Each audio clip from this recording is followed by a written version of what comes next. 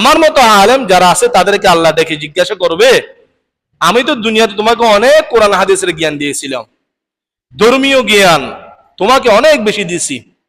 এমনকি আমার 30 পারা কোরআন শরীফ তোমার সিনার মধ্যে আমি মুখস্থ করাই দিছি, আমা আমিল তাফিহা, তুমি আমার জন্য কি আমল করছো?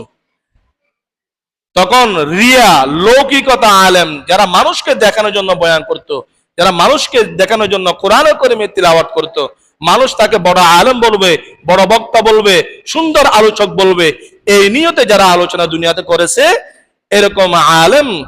কিয়ামতের দিন আল্লাহকে বলবে, আল্লাহ তাআল্লামতুল ইলমা ওয়া আল্লামতুহু, আমি নিজে কোরআন হাদিসের জ্ঞান শিখেছি,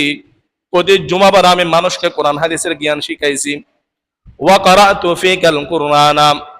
প্রতিদিন আমি কোরআনুল কারীমে তিলাওয়াত করেছি তোমার সন্তুষ্টি অর্জনে।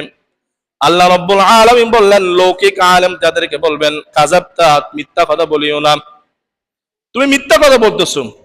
ওয়ালাকিন কারাতা লিয়ুকালা কারিয়ুন,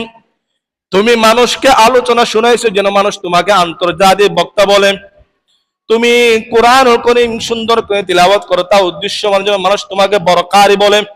আন্তর্জাতিক কারি বলে, এই জন্য তুমি কোরআন কারীমে তিলাওয়াত করতাম, সুন্দর আলোচনা করতে যেন মানুষ তোমাকে বড় বক্তা বলে, এই জন্য ফাকাদ কিলা, দুনিয়াতে তোমাকে আন্তর্জাতিক বক্তাও বলা হয়েছে, আন্তর্জাতিক কারিও বলা হয়ে গেছে। ফাহসিবা আলা ওয়াজহিহি, আজকে তোমার ধর্মীয় জ্ঞানের কোনো অনুদান নাই,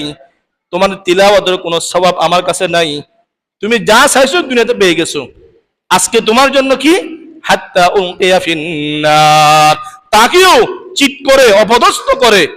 এরকম আলেমকে যারা মানুষকে খুশি করার জন্য বয়ান করে তিলাওয়াত করে, তাদেরকে জাহান্নামে নিক্ষেপ করা হবে।